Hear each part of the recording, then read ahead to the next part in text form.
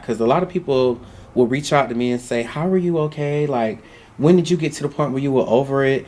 And I think my biggest thing that I try to get people to realize is that I never said that.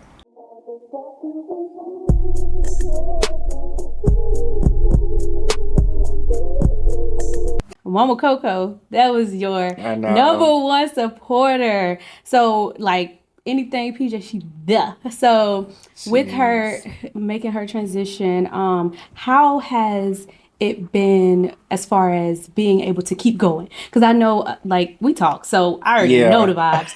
But I will tell you, from 4 years ago, right, Yeah. till now, the conversation that we had 4 years ago and that we had most recently was like, bruh, I don't know Yeah. what happened. Like, I We thought it was gonna did. get better. We Like, did. so how have you been able to keep yourself together and keep pushing when somebody that was so impactful and powerful in your life is no longer there to say, hey, son, I'm proud of you. Keep going. How are you able to push through?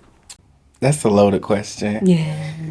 Because a lot of times I think people see me in my good days that they miss the hard days where I fall apart. Because it's not easy at all. Even when I was recording my content for the Mother's Day, I flew Kiana out from Texas to come and help me with the content, and I was in the middle of talking about something with Mother's Day, and literally, she can tell you like I was knee deep in the middle of talking, and we had to stop Yeah. because I had got emotional.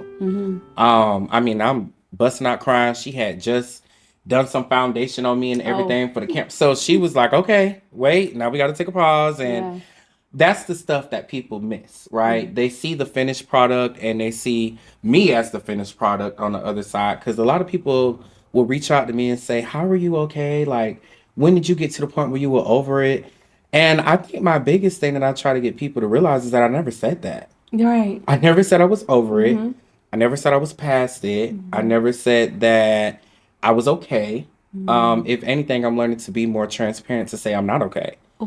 And it was rough. Like that Mother's Day, that is what really crushed me because I had just released that. And then that's when all the negativity came. And for me to have to make that decision to shut down after I just did a dedication to my mom killed me. Like that hurt me the most. And then to come back, when I came back on the market, it was probably like a few weeks right before her transition day. So then that was tough. Like I basically had to take that whole week and just like not do anything because it just felt harder Yeah. for some reason. And it hasn't been easy at all to be able to keep going and making this business and to smile in people's face and to put myself out there. And it's always this awkwardness when someone says like, "Oh, I bet your parents are so proud of you," or "I bet," like, and especially with people I don't know, because then they don't know my story. Like they don't Right. know that. Right. So they're coming up to me at events, like definitely when I'm out in LA, like nobody really knows that side of me in Los Angeles. So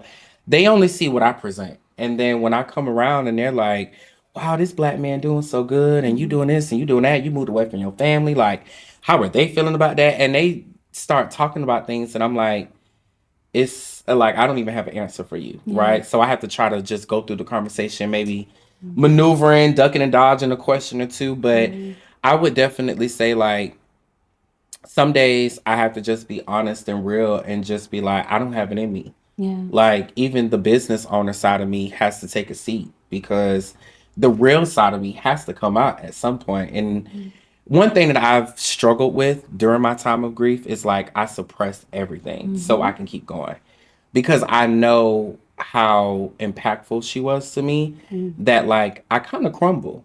Like I don't cry a lot. Like y'all know that about me. Right. I'm not really emotional. I don't really cry about a lot of stuff. If anything, I'm more of a hothead than I am like a crier.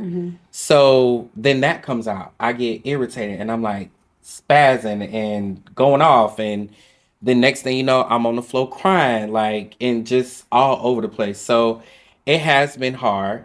It's not easy at all, especially after I did my soft launch. Like, once y'all left, I was good and drunk, and I still cried. I was crying right before the soft launch. Kiana was trying to do my face then, and I was breaking down in the chair. Like, so people miss those moments. And I'm so sacred about that part of me because I don't need people to take advantage of that side. Like, I think there's a lot of other ways I can be softer with people, but that one is a really touchy thing for me. And so I just keep going by keeping that sacredcy and respecting that privacy for me. Because if I'm all out on the internet crying every week on live, what's that gonna do? You know what I mean? Like, what is Attract the that gonna wrong produce? And I would just much rather surround myself around the people that love and adore me and that I love and adore back. Let that be that sacred space that if I need to shed a tear, I can shed a tear. If I need to throw something against the wall, I can do that. And then that same person will rub my shoulders, wipe my tears, and say, now let's get back to the business. And that's what I've been able to do. I love it. Thank you so much for being transparent about that portion of your life. Thank you for sharing that with us. Because I know, I know. We both know. We both know. So I appreciate that. And I want to say I'm very proud of you because Thank you. just like you said in the beginning of this episode of like, hey, I'm showing up as me. I'm not going to pretend like I'm okay. I'm not going to pretend like is this, is that. I'm not going to shape shift because that's how I'm supposed to be perceived. No, I'm actually on this part, I'm not okay. And that's okay. So, love you. Thank you so much for sharing that.